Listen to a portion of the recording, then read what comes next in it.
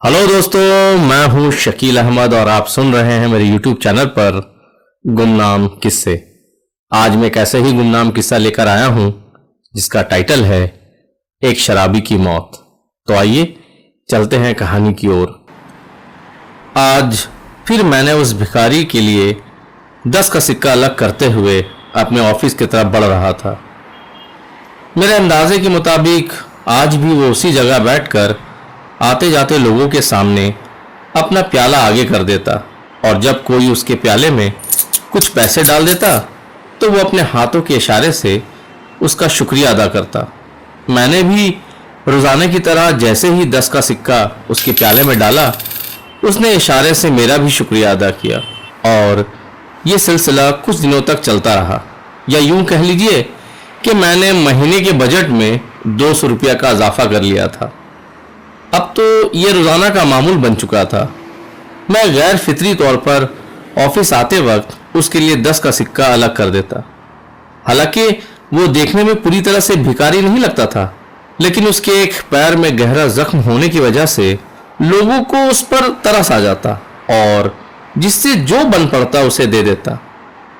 मैं कभी कभी ये भी सोचने लगता कि सिर्फ पैर में जख्म होने की वजह से कोई जिंदगी के दौर से खुद को अलग कर लेता है क्या? शायद उस भिखारी ने उसे ही अपना नसीब समझकर वहीं पर अपने लिए सोने का इंतजाम भी कर लिया था। मैं अक्सर ऑफिस से लौटते वक्त उसे वहीं फुटपाथ के किनारे सोता हुआ पाता। एक प्लास्टिक की चटाई में पतली सी चादर ओढ़े मजे में सोता रहता।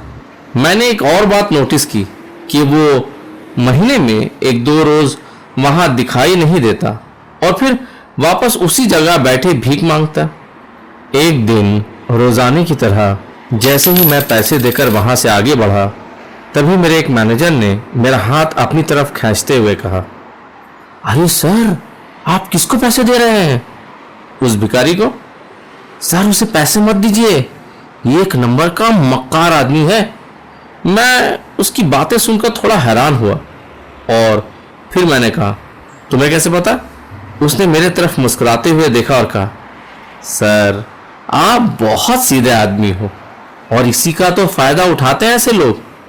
इसका इन्वेस्टमेंट क्या है? एक जख्म वाला पैर, उसे दिखा दिखाकर लोगों से पैसे ऐंठता है। मैं कुछ समझा नहीं। सर देखिए, कुछ दिन पहले ये यहाँ आया था और अब देखिए अपने लिए फुटपाथ में सोने का जगह भी बना ली है। सुबह से शाम तक यहीं बैठे बैठे भीख मांगता है और सारा दिन जो कमाई होती है उस पैसे से शराब पीता है। तुमने देखा है कभी उसे शराब पीते हुए? मैंने उसे जानने की कोशिश की। हाँ सर, मेरे अलावा कई और लोगों ने भी देखा है, तभी तो हम लोगों ने उसे पैसे देने बंद कर दिए हैं। मुझे भी अपने मैनेजर की बात सुनकर उस पर गुस्सा आ रहा था। बताओ, हम लोगों की मेहनत की कमाई से ये मौज कर रहा है। मैंने भी उसी वक्त सोच लिया कि अब से मैं भी इसे पैसे नहीं दूंगा। दूसरे दिन ऑफिस जाते वक्त उस भिखारी ने मुझे देखते ही अपना प्याला मेरे सामने बढ़ा दिया, लेकिन मैंने उसे अनदेखी करते हुए बिना कुछ दिए आगे बढ़ गया।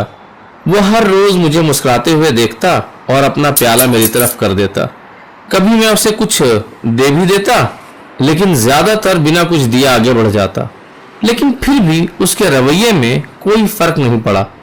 जब मैं उसे कभी पैसे देता तब भी वो मुस्कुराकर शुक्रिया अदा करता और जब नहीं भी देता तब भी वो मेरी तरफ देखकर मुस्कुरा देता। एक दिन मैं जैसे उसे पैसे देने के लिए उसकी तरफ झुका, उसके मुंह से बहुत तेज शराब की बू आई और मुझे मतली का एहसास होने लगा। मुझे यकीन हो गया कि मेरा मैनेजर इसके बारे में बिल्कुल ठीक बोल रहा था और मैंने उसी दिन तहिया कर लिया कि आज के बाद मैं उसे और कभी भीख नहीं दूंगा। एक दिन जब मैं ऑफिस आ रहा था तो देखता हूं कि वहां काफी भीड़ लगी हुई है। मैं भी भीड़ के करीब गया तो पता चला कि वो भिखारी कल रात चल बसा। पता नहीं क्यों, लेकिन उसकी मौत से मेरे अंदर एक अजीब सी उदासी छा गई। मैं जैसे ही आगे बढ़ा वैसे ही किसी की आवाज आई, साला पियक्कड़, अच्छा हुआ मर गया।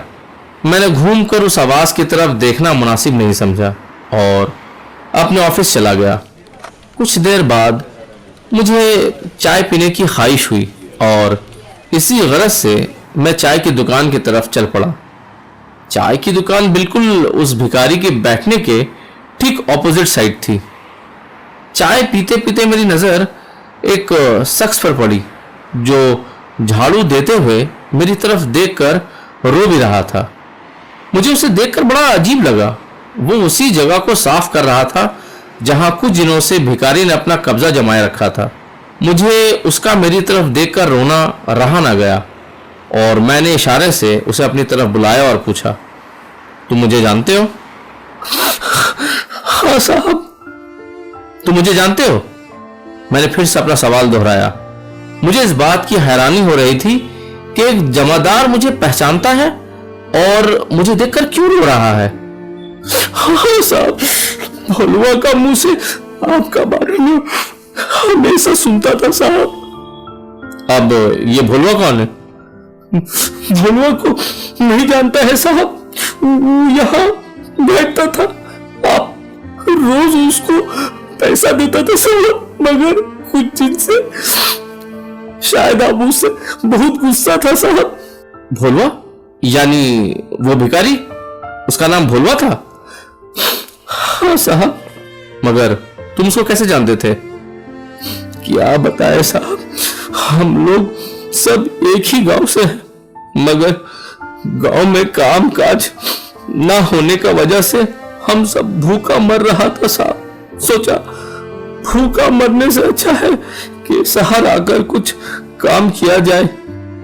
मगर ऐसे कौन से गांव से हो तुम सब कि वहां कोई कामकाज नहीं है और तुम लोगों को शहर आना पड़ा? क्या कहें साहब, आज भी बिछुआ गांव में जात पात बहुत है। बड़ा जाति वाला हम लोगों को अपना घर में भी नहीं बुलाता है साहब। बहुत बुरा अवस्था है साहब। गांव से कितने लोग शहर आए थे? हम लोग कुल मिलाकर 22 आदमी आया था। जिसको जो काम मिला वो वहां घुस गया। हम रास्ता साफ करने का काम में लग गया, कोई मोची बन गया, कोई मुर्दा घर से लाश निकालता है और कोई नाला साफ करता है साहब। और भोलवा को सबसे आसान भीख मांगना लगा और वो बड़े इत्मीनान से भीख मांगकर अपनी जिंदगी काट रहा था। मेरे लहजे में एक तलखी थी।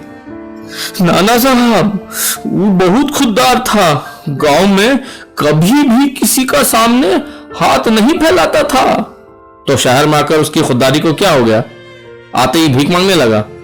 मैंने चिढ़ते हुए कहा, साहब वो गांव से आकर भीख नहीं मांगता था, वो तो राज मजदूरी का काम करता था। एक दिन ईटा उठाते समय गलती से बहुत सारा ईटा उसका पैर में गिर गया और उसका बाद वो ठीक से चल भी नहीं पाता था साहब। महीने में एक बार हम उसको अस्पताल ले जाकर दिखा देता था और उस दिन हम उसको अपना ही भाषा में सुलाने का इंतजाम भी कर देता था। मुझे याद आया कि ये ठीक ही बोल रहा है। कभी कभी भोलवा 1-2 दिन गायब तो रहता था। माना तुम सब कुछ सच कह रहे हो, लेकिन उसका ये मतलब तो नहीं कि वो भीख मांगकर उस पैसे का शराब पिए। आप एकदम ठीक बोल रहा है साहब। सबको यही लगने लगा था कि वो भीख मांगकर वो पैसे का शराब पीता था, लेकिन क्या मैंने खुद उसके मुंह से शराब की बू महसूस की है। हाँ साहब वो शराब पीता था, वो शराब पीता था साहब, वो शराब पीता था, लेकिन अपना दर्द को बर्दाश्त करने के लिए पीता था साहब। मतलब? मैंने सवालिया निगाहों से उसकी तरफ देखा। मतलब उसका जख्म पूरा पक गया था। सरकारी अस्पताल वाला उसका इलाज ठीक से नहीं कर रहा था। दवा बहुत महंगा हो गया था साहब, उसका पास उतना पैसा नहीं था। जख्म का दर्द जब बहुत बढ़ जाता था तो वो शराब पी लेता था। वो क्या करता साहब, लोगों ने शराबी सोचकर उसको पैसा भी देना बंद कर दिया। धीरे धीरे उसका पूरा पैसा खत्म हो गया।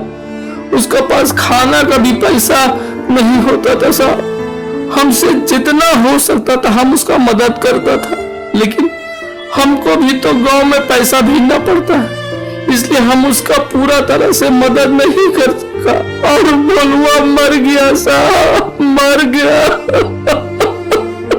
मर गया। उसकी पूरी कहानी सुनने के बाद मैं अपने ही नजरों में गिर गया।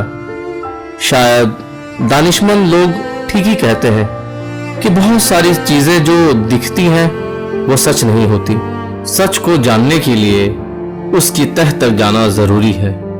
दुनिया की नजरों में आज एक शराबी की मौत हुई, लेकिन मेरी नजर में एक मजबूर इंसान की। तो दोस्तों, ये थी एक छोटी सी कहानी। उम्मीद करता हूं ये कहानी आप लोगों को पसंद आई होगी। अगर आप लोगों को ये कहानी पसंद आई है तो मेरे चैनल को लाइक करें, कमेंट करें, शेयर करें और सब्सक्राइब जरूर करें। कहानी सुनने के लिए बहुत बहुत शुक्रिया।